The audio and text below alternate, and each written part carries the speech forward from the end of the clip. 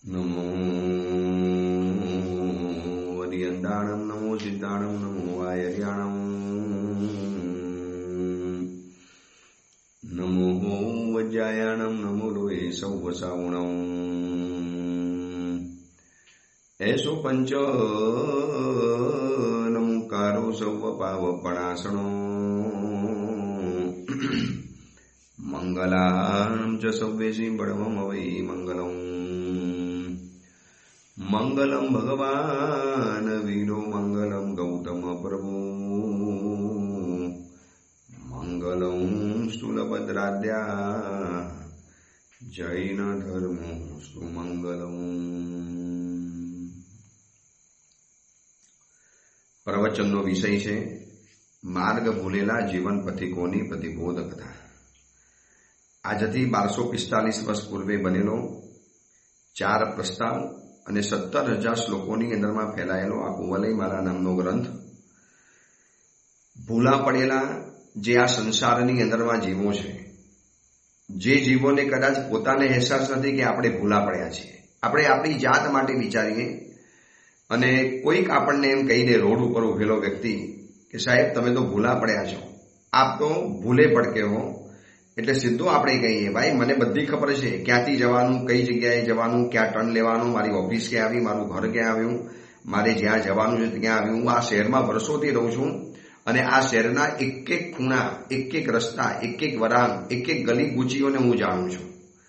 ત્યારે એ વખતે આપણને એ ખબર નથી પડતી કે આ ભૂલા પડ્યા છીએ એ બહારની વાત નથી, અંદરની દુનિયાની વાત છે. બહારની દુનિયાના તો આપણે બહુ હોશિયાર છીએ અને બહારની દુનિયાનું એડ્રેસ શોધવા માટે તો આપણી પાસે ગૂગલ છે, ગૂગલના લોકેશન પડ્યા છે, એવી કેટલી બધી સિસ્ટમો છે કે જેનાથી આપણે આપણું એડ્રેસ શોધી લઈએ. પરંતુ અંદરનું જે એડ્રેસ છે, જે આપણું ખોવાઈ ગયું છે, જ્યાં આપણે જવું હતું, પરંતુ આ ક્રોધ, માન, માયા, લોભ અને મોહ એના ધુમ્મસની અંદરમાં આપણે કઈ એવા ખોટા રસ્તે ચડી ગયા છીએ કે હવે સાચો રસ્તો મળતો નથી અને ખોટા રસ્તે આપણે છીએ એ વાતને આપણે સ્વીકારવા માટે તૈયાર નથી. એટલે આ 5 દોષોનું ધુમ્મસ એવું છવાઈ ગયું ને, હતા આપણે સાચા રસ્તે ચાલતા હતા, બહુ સીધી રીતે ચાલતા હતા, એમાં કોઈ ક્રોધ, માન, માયા, લોભ અને મોહની એવી ઘટના બની ગઈ આપણા જીવનમાં, જેમાં 5 વ્યક્તિઓના જીવનમાં બની. આ 5 મિત્રોની આ કથા, આ 5 જીવોની કથા જે એક એક દોષના ભોગ બનેલા છે અને બધા દોષોના ભોગ બનેલા હતા. એમને કોઈ માર્ગ બતાવનારો મળી ગયો અને માર્ગે ચડી ગયા અને આત્મકલ્યાણ કરી લીધું. બસ આ જ આખો કન્સેપ્ટ આ કથા દ્વારા આપણી સમક્ષ ક્લિયર કરે છે કે આવા જ આપણે કોઈક જીવ છીએ અને આવી રીતે આપણે ભૂલા પડેલા છીએ.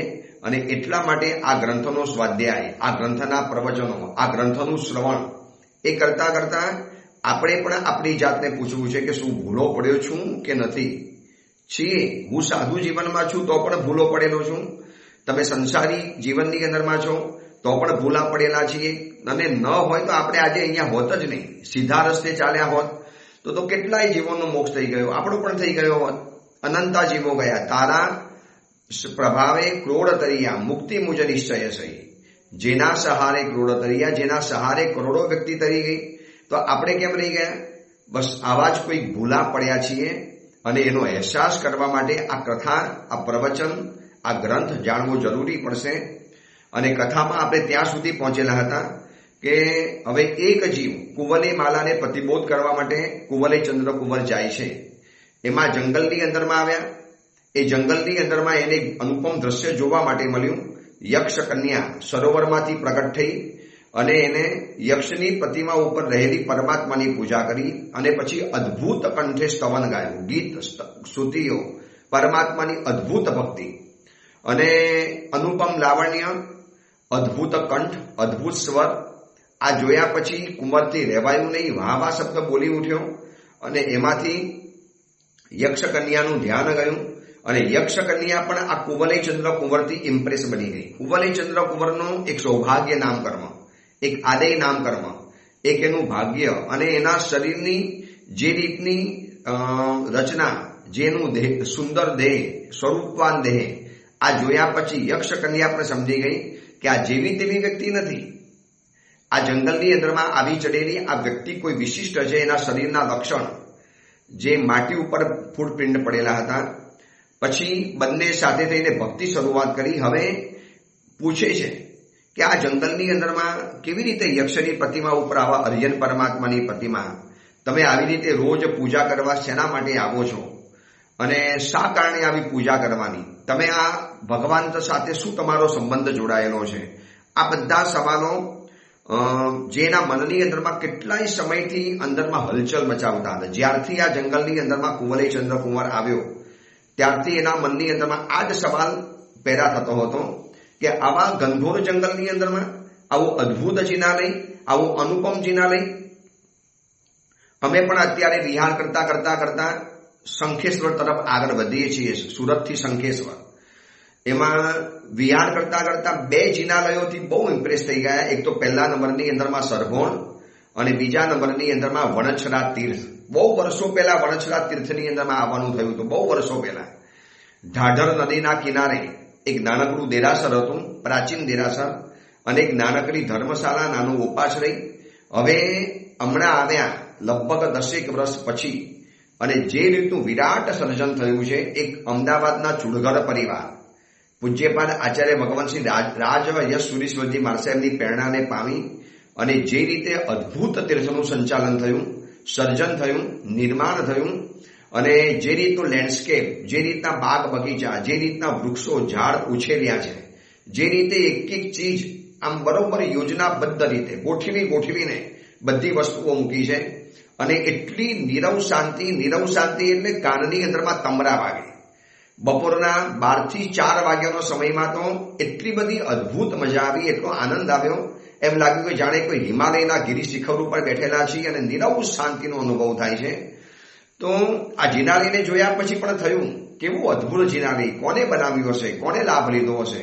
પછી જેમ જેમ દેરાસરમાં ગયા, તકતી વગેરે વાંચી, લોકો પેઢીના મુનિ વગેરેને મળ્યા, ત્યારે ખબર પડી કે એક જ પરિવારે આખું આ ભાગ્યવર્તક વણછરા જૈન તીર્થનું આખું સંચાલન કર્યું, નિર્માણ કર્યું. તો સહેજે મનમાં તો થાય ને, આ કોણે બનાવ્યું, કેવી રીતે બનાવ્યું? એવી રીતે આ કુંવલય ચંદ્રકુંવરને આ પરમાત્માની પ્રતિમા જોઈ ત્યારથી મનની અંદરમાં એક કુતૂહલની જિજ્ઞાસા, અને એમાં યક્ષ કન્યા મળી ગઈ, જે પોતે જ આ પરમાત્માની પૂજા કરવા માટે આવી છે.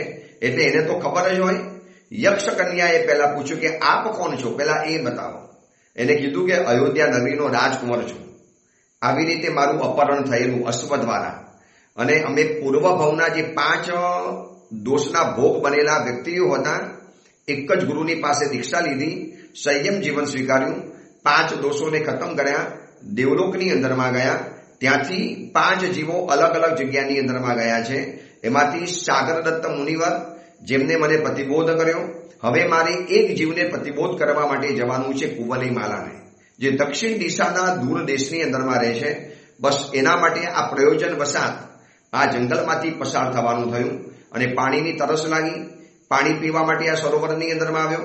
પછી ફલ શોધવા માટે, પેટની આગને શાંત કરવા માટે, ભૂખની આગ, જઠર આગનીને શાંત કરવા માટે ફલ ફૂલ શોધવા માટે નીકળ્યો. એમાં આ લતા કુંજમાં, આ વનલતાના કુંજની અંદરમાં મને આવા અદ્ભુત પરમાત્મા દેખાયા અને મેં એના કારણે પરમાત્માની ભક્તિ કરી, જે તમે જોઈ. હવે મને એ બતાવો કે શું આ રહસ્ય શું છે આ પરમાત્માનું? આવા ઘનઘોર જંગલની અંદરમાં આવા મુક્તાફલના જેવી શિલામાંથી બનેલા આ પરમાત્મા અને યક્ષના મસ્તક ઉપર રહેલી આ પ્રતિમા.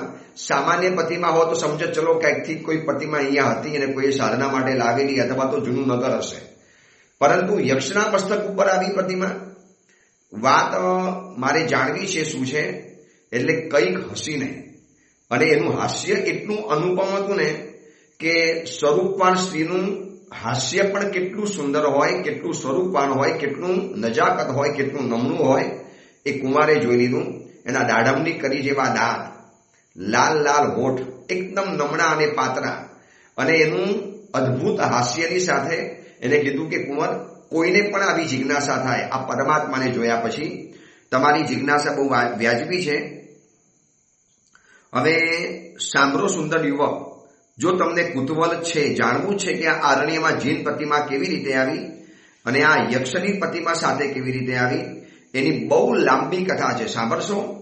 કુંવર કે સાંભળીશ ને, ઉલટાનું એટલો વખત તમારું મને સાનિધ્ય મળશે, મને આ પરમાત્માની કથા સાંભળ્યા પછી મારા કાન પવિત્ર બનશે, મને એક અદ્ભુત વાત જાણવાનું, મને કંઈક જાણવા માટે મળશે.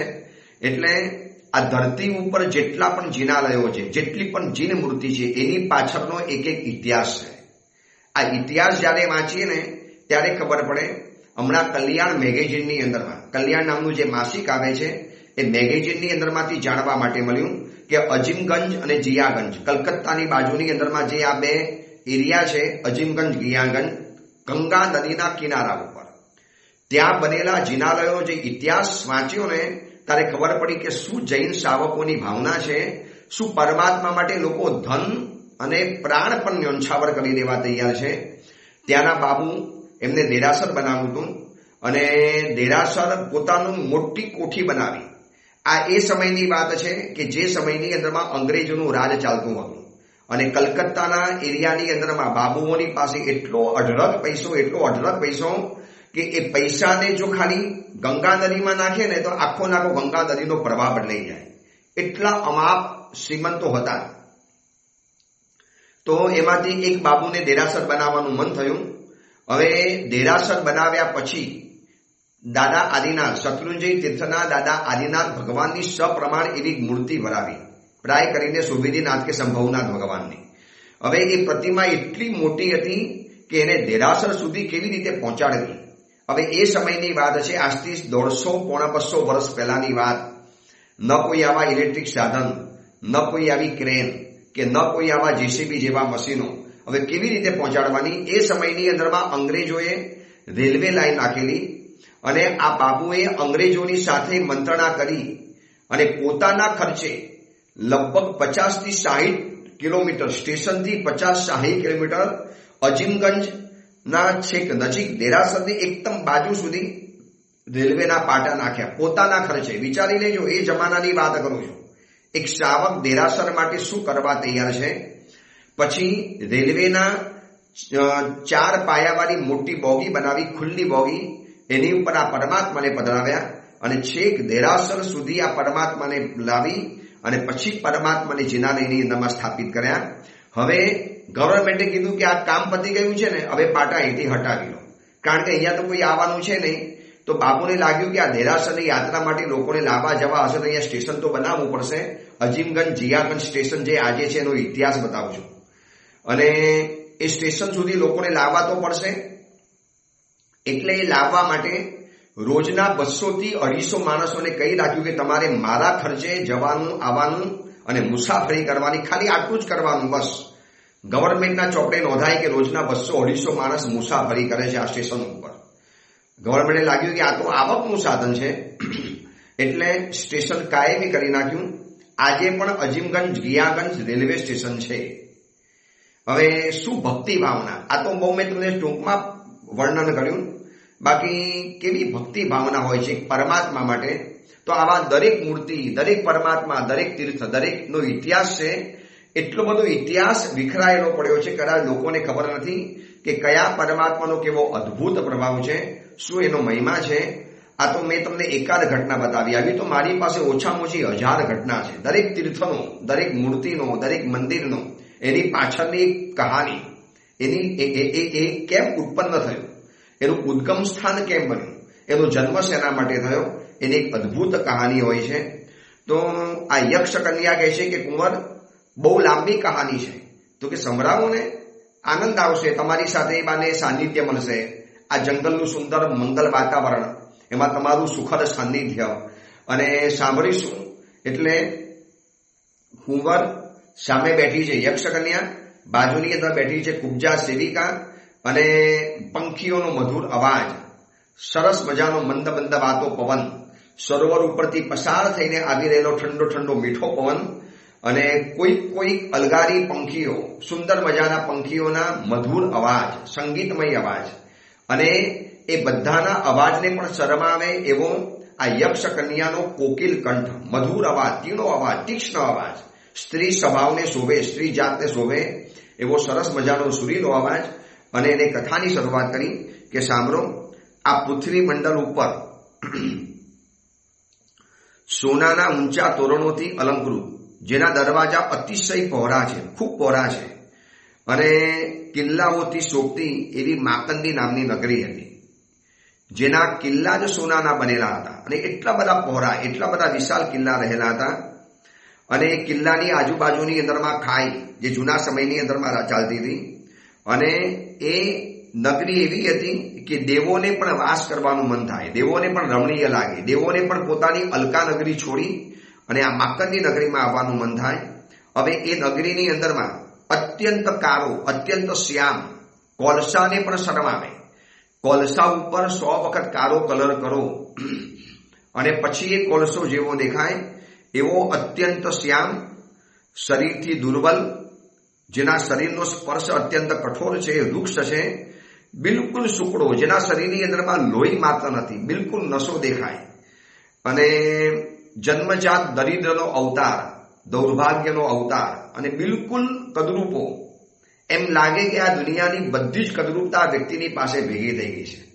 એક તો કાળો, કુરુષ, શરીરમાં લોહીનું નામ નિશાન ન પડે, હાડ પિંજર, અને એમાં વળી પાછો કદરૂપો. આ વ્યક્તિ એ નગરની અંદરમાં રહેતો હતો, અને આમ તો ક્ષોત્રિય બ્રાહ્મણ હતો, અને એની સાવિત્રી નામની પત્ની હતી. પત્ની પણ એવી જ રહેલી હતી. બંને જણા દુર્ભાગી, દુઃખી, મહેનત કરે આખો દિવસ, બ્રાહ્મણ હોવા છતાં પણ કોઈક જગ્યાએ કોઈ થોડું ઘણું કામ મળી જાય, બાકી ન મળે. હવે આ બંનેના ઘરની અંદરમાં અને એ સમયની અંદરમાં જ્યારે આ બંને પતિ પત્ની હતા ને, વળી પાછું દૌર્ભાગ્ય એવું કે જે આમ સાવિત્રી નામની પત્ની અને આ જે બતાયો બ્રાહ્મણ, માકંદી નગરીમાં રહેનારો જે બ્રાહ્મણ હતો, આ બંને યજ્ઞદત્ત, નામ એનું યજ્ઞદત્ત બ્રાહ્મણ, સાવિત્રી નામની એની પત્ની, અને એ પત્નીનું એક તો તેજ વગરની આંખ, પેટ પણ એકદમ દુબલું પાતળું, શરીરના કોઈ અંગ ઉપાંગના ઠેકાણા નહીં. અને આ સાવિત્રી નામની બ્રાહ્મણીથી યજ્ઞદત્તને ઉપરથી 13 બાળકોનો જન્મ થયો. 13, 11, 12 અને 13 બાળકોનો જન્મ થયો. એક તો ઘરમાં દરિદ્રી, શરીરની અંદરમાં કોઈ હાડમાંસ જોવા માટે ન મળે, પરંતુ એટલી બધી તીવ્ર કામ વાસના કે પત્ની સાથે વિષયોનું સેવન કરતા કરતા કરતા આ ગરીબ બ્રાહ્મણના ઘરની અંદરમાં 13 બાળકોનો જન્મ થયો. તમે વિચારજો, મોટા મોટા શ્રીમંતોના ઘરની અંદરમાં સંતાન એક પણ જોવા નથી મળતું. હમણાં હું ચોમાસું કરીને આવ્યો સુરતની અંદરમાં, કેનાલ રોડ, વેસુ, અતિ રીચ અને શ્રીમંત એરિયા. કેટલાક પરિવારો એવા જોયા કે જેના ઘરની અંદરમાં આમ પૈસાના ઢગલા છે, વરસાદ વરસે છે, પૈસાનો, ધનનો વરસાદ વરસે છે. એમ લાગે કે જાણે એના ઘરની અંદરમાં પૈસાનું ઝાડ ઉગેલું છે. પરંતુ એવા પુરુષોને પણ રડતા જોયા કે સાહેબ ઘરમાં સંતાન નથી. 2-4 પરિવારો તો એવી સલાહ લેવા માટે આવ્યા કે સાહેબ સંતાનને દત્તક લેવું છે, સંતાન નથી, તો શું કરવું જોઈએ? મેં એમને સમજાવ્યું કે તમે જેનું દત્તક સંતાન લેશો, તમને એની જાતિ, કુલ અને બધું ખબર પડશે, એની ખાનદાની ખબર પડશે, એ કયા લોહીમાંથી જન્મેલો છે, એની માનું કુલ કયું, પિતાની જાતિ કઈ, કોઈ ખબર પડશે. અને તમે એવું સંતાન લાવશો અને આવતીકાલે તમે એને ધર્મ શીખવાડશો, તમે જૈન ધર્મની પરંપરા પ્રમાણે તમે એને ગોઠવવા માટે જશો. પણ જે બાળકના જાતિ, કુલ અને સંસ્કારો તો અંદરમાં ફેલાયેલા જ હોય, અને અનાથ આશ્રમની અંદરમાં એવા જ બાળકો આવે જે કદાચ કુંવારી માતાનું હોય, અથવા તો કોઈક એવા જ સંયોગોના કારણે જન્મ થયેલો હોય. તમે એવા બાળકને લાવીને ઘરની અંદરમાં શું કરશો? કેવી રીતે તમે એને તમારા પરિવારમાં સેટ કરશો? એને કદાચ તમારા પતિની લાગણી પણ કેવી રીતે થશે? લોહીનો સંબંધ તો નથી. ભલે નાની ઉંમરમાં લઈ આવશો, 1 મહિનાનો, 2 મહિનાનો, 4 મહિનાનો બાળક, એને ખબર નહીં પડે કે મારા માતા પિતા અસલી છે કે નકલી છે, પરંતુ આવતીકાલે જ્યારે વાસ્તવિકતા ખબર પડશે. એટલે બધું ઘણા બધા સવાલો છે. મેં સમજાવ્યા એને, સાહેબ પછી સંતાન વગર શું કરવાનું, આટલા પૈસાનું હોય, ગયા ભવની અંદરમાં કંઈક એવા અંતરાય કર્મ કરેલા છે. એટલે જેના ઘરની અંદરમાં ધન છે ત્યાં સંતાન નથી, અને જ્યાં સંતાન છે ત્યાં લગભગ ધન નથી. 13 બાળક આ યજ્ઞદત્ત અને સાવિત્રી ના ઘરની અંદરમાં 13 બાળકોનો જન્મ થયો. હવે 13 બાળકોનું ભરણ પોષણ કરવાનું, એને ખવડાવવાનું, પીવડાવવાનું, આ બધું કરતા કરતા કરતા કરતા નાકે દમ ઉતરી જતો હતો. અને એની અંદરમાં વળી પાછો 14મા બાળકનો જન્મ થયો. 14મા બાળક તરીકે પેટની અંદરમાં આવ્યું અને જે સમયની અંદરમાં આ બાળક આવ્યો ને એ બાળકનો જન્મ હવે કોણ જાણે એ પેટમાં કયા સમયે આવ્યો, શું આવ્યો, અને એ જ સમયની અંદરમાં એ પ્રદેશની અંદરમાં ભયંકર દુષ્કાળ પડ્યો. એક તો આમે ભૂખ્યા રહેતા હતા, એમાં 13 બાળકો, અને એની અંદરમાં વળી પડું 14મા સંતાનનો જન્મ થયો ને જેવો જન્મ થયો ને બરોબર એના જન્મ પછી જ કોણ જાણે કોઈ અનિષ્ટ એવા નક્ષત્રોમાં જન્મ્યો હશે અથવા તો ગતભવના કોઈક એવા પાપ કર્મો ભેગા કરીને આવેલો હશે કે જન્મતાની સાથે એના પ્રદેશની અંદરમાં દુકાળ પડ્યો. વરસાદ વરસવાનું નામ નિશાન નહીં, અનાજ ઉગે નહીં, ભયંકર ગરમી, વૃક્ષો ઉપર ફળ નતા આવતા, ઔષધિઓ પણ નથી ઉગતી, એક ઘાસનું તણખનું માત્ર પણ ન ઉગે. ચોમાસાનો કાલ આખો વીતી ગયો, માત્ર ધમધમતો પવન દેખાતો જાય, ધૂળ ઉડે, પૃથ્વી કંપે, પર્વતો ગરજે, નિર્ઘાતો સંભળાય, ઉલ્કાઓ પડે, ચારે દિશાઓ જાણે સરકતી અને બળતી હોય એવું લાગે. બારે સૂર્ય જાણે કે એક સાથે તપતા હોય છે, બારે સૂર્ય, એવું ગ્રીષ્મ ઋતુનું ભયંકર વાતાવરણ સર્ગે. કારણ કે જમીન ઉપર વરસાદનું ટીપું નથી વરસ્યું, જમીન પણ ભયંકર તપી ગયેલી છે. હવે ગામ મટીને જાણે કે એક સ્મશાન જેવું બની ગયું. કાગડા ઉડતા હોય, ઉજ્જળ સ્થાન, ન કોઈ ધંધા, ન કોઈ વ્યાપાર, ન ખેતરો ખાલી ખમ પડેલા હોય. પશુઓ અને ઢોર તો આમ રોજના રોજ મરતા જાય. કૂતરાઓ અને બીજા બધા પ્રાણીઓ બચારા હુંકારા કરતા જાય. બધાના પેટ હાડપિંજર જેવા થઈ ગયા. આ કુવલઈ માલાની અંદરમાં જે દુકાળનું જે વર્ણન કરેલું છે ને એમ થાય કે પરમાત્મા બસ અમારા દેશમાં ક્યારે દુકાળ ના પાડજો. ઠીક છે, આ તો હિન્દુસ્તાનનું પુણ્ય છે, નસીબ છે. અહીંયા ચાલનારા દરેક ધર્મોની ધર્મક્રિયાઓ અને દરેક ધર્મના ધર્મગુરુઓના આશીર્વાદથી છેલ્લા કેટલા વર્ષોથી ચોમાસા સરસ મજાના પસાર થાય છે. બાકી 56નો દુકાળ જે પડેલો હતો ને જૂની કથાઓમાં વાંચી લેજો, નવલકથાઓમાં એનું વર્ણન આવે છે. એ 56નો દુકાળ, એ દુકાળની અંદરમાં અને પરમાત્મા મહાવીર નિર્વાણ પામ્યા પછી થોડાક સમયની અંદરમાં ભસ્મગ્રહના પ્રભાવે 12 વર્ષના દુકાળ 3 વખત પડ્યા છે. વિચારી લેજો, 12 વર્ષનો દુકાળ. એકાદ વર્ષના દુકાળમાં પણ પૃથ્વી ભયંકર રીતે ખાવા માટે થાય, સ્મશાન બની જાય, તો 12 વર્ષની અંદરમાં શું હાલત થઈ હશે. અને એવા દુકાળ એકાદ વખત નહીં 3 વખત પડી ગયા છે. અને આ આવો ભયંકર દુકાળનો સમય, ખાવાનું ન મળે, પીવાનું ન મળે, બધા ભૂખ્યા રહે. આમ ખાવાનું એટલી બધી ભૂખ લાગે, માટી પણ ખાઈ જઈએ, માટી પણ ખતમ થવાની અંદરમાં આવી. પથ્થરો બચ્યા, ઝાડ ઉપરના એક પાન નહીં, બધા પાન તોડી લેવાની અંદરમાં આવ્યા. નવા ઓએ નહીં, પાણી નથી આવતું. એટલું બધું ભયંકર અકાળનું વર્ણન છે. અને એની અંદરમાં થયું એવું કે દેવતાઓની પૂજા બંધ થઈ ગઈ, અતિથિઓનો સત્કાર બંધ થઈ ગયો, બ્રાહ્મણોની પૂજા વિચ્છેદ થઈ ગઈ. પછી લોકો મૂર્જાવા માંડ્યા, ગુરુવર્યોનું સન્માન દૂર થઈ ગયું, સેવક વર્ગને દાન આપવાનું બંધ થઈ ગયું, લોકોમાંથી લાજ શરમ ચાલી ગઈ, પુરુષાર્થ કરવામાં પ્રમાદી બની ગયા. અને દાક્ષિણ્યનો અનાદર એટલે શરમ બિલકુલ ખતમ થઈ ગઈ. કારણ કે કોણ કોની શરમ રાખે? જ્યાંથી જે ખાવાનું મળ્યું, લોકો વ્યક્તિઓના એકબીજાના માંસ ખાવા માંડ્યા. મળેલા મરદા હોય એ મરદાનું માંસ ખાઈને પણ પેટ ભરવા તૈયાર થાય. કૂતરા, કાગડા, જે પણ જેવો પણ મનુષ્યો કે પશુઓ મરે, આમ તરાપ મારે લોકો બેશરમ બનીને. સગો બાપ પોતાના દીકરાને ખવડાવવા તૈયાર નથી, પત્ની પોતાના પતિને નથી ખાવા રહેતી, પહેલા પોતાનું પેટ ભરવા તૈયાર થાય. ભૂખનું દુઃખ કેવું હોય છે એ તો બધાને અનુભવ છે.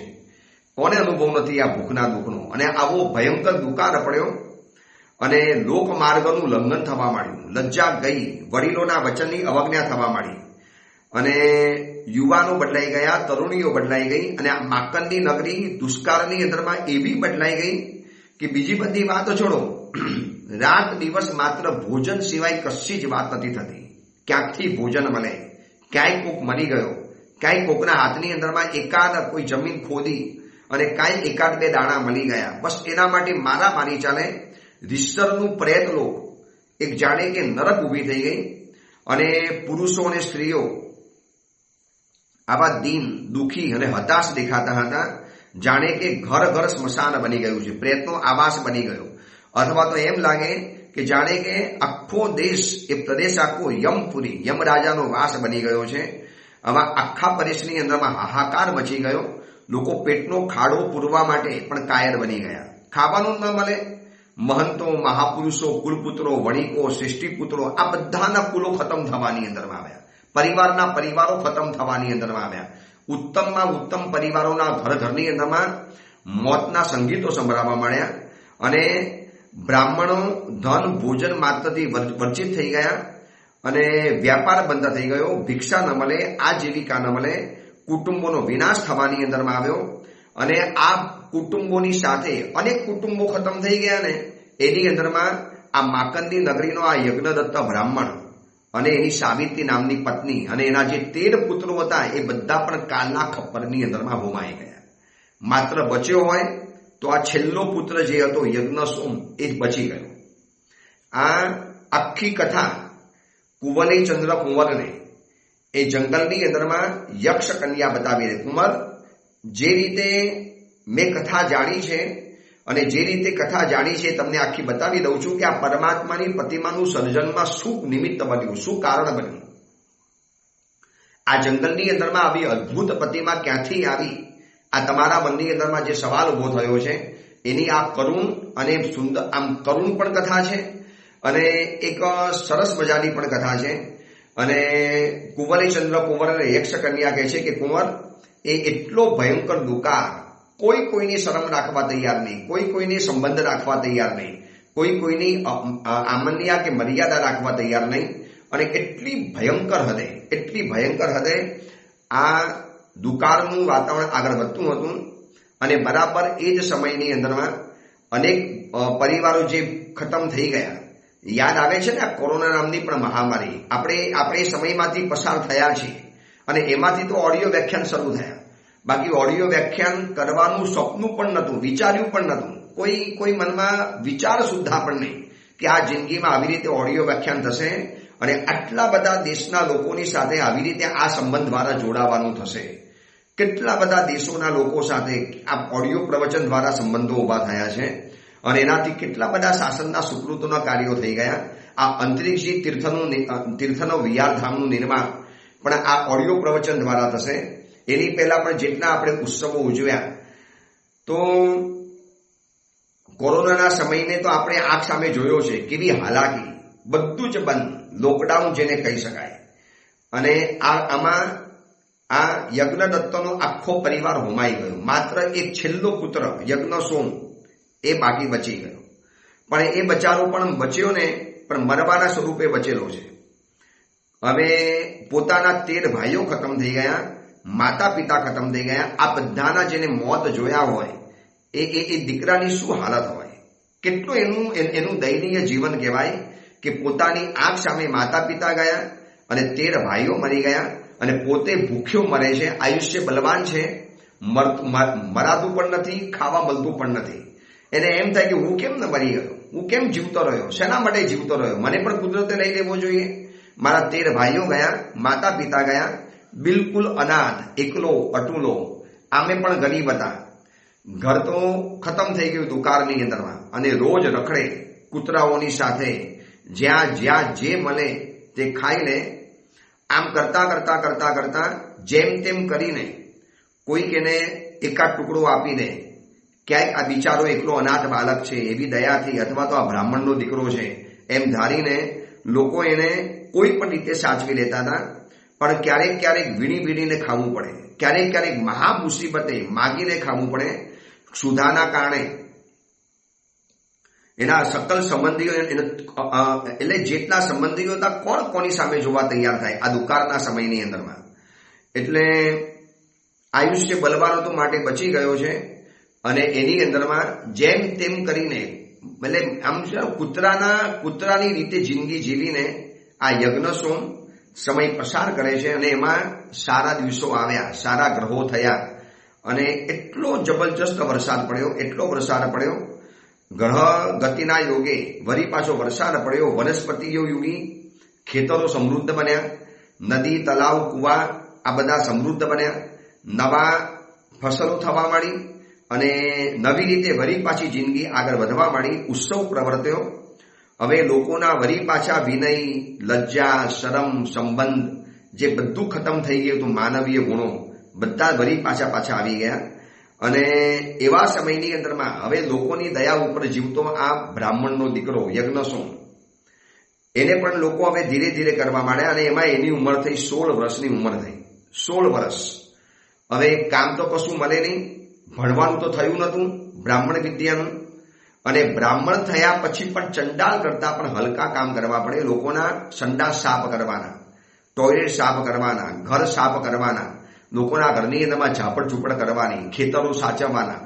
આમ કરતો કરતો કરતો આ બ્રાહ્મણ પુત્ર છે, છતાં પણ જો ચંડાલ જેવા કામ કરે છે, કોઈ મજાક કરે, મસ્કરી કરે.